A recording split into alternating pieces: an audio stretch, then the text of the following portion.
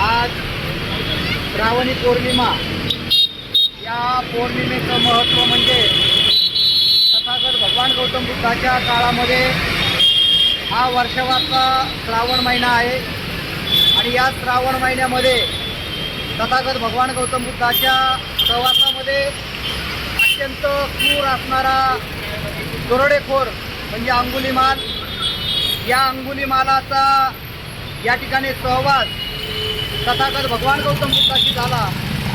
ज्यावेळेस अंगुलीमाल दरोडेखोर हा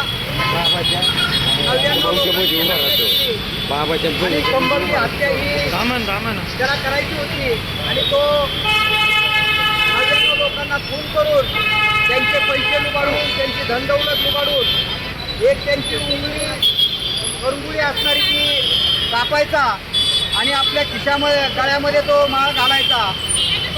अशा 99 माळ त्यांनी आपल्या गळ्यामध्ये घातल्या आणि तो श्रावण महिना तथागत भगवान गौतम बुद्धाच्या त्या सहवास लाभला आणि तथागत भगवान गौतम बुद्धाला तो मारण्यासाठी धावू लागला, पळू लागला।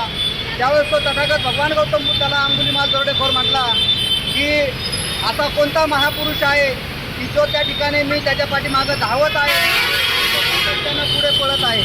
त्यावेळेस तथागत भगवान गौतम बुद्ध म्हटलेले आहे, अरे अंगुलीमाला, मी तर कधीच थांबलेलो आहे, तू कधी थांबणार आहे?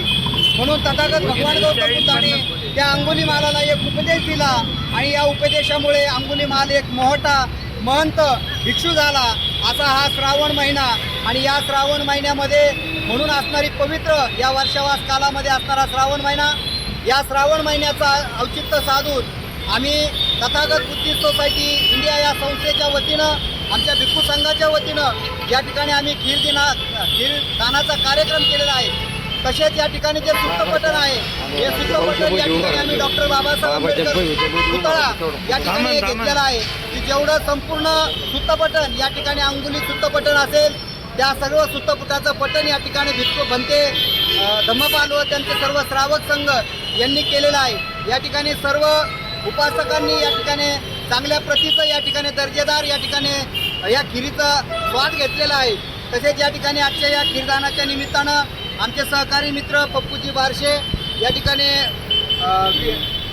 शिरसाट साहेब, पगारे साहेब आणि असे सर्व मित्रपरिवार या ठिकाणी सर्व उपस्थित झालेला आहे आणि आम्ही ही पौर्णिमा अत्यंत उत्सवामध्ये साजरी केलेली आहे। डॉक्टर बाबासाहेब आंबेडकरांचा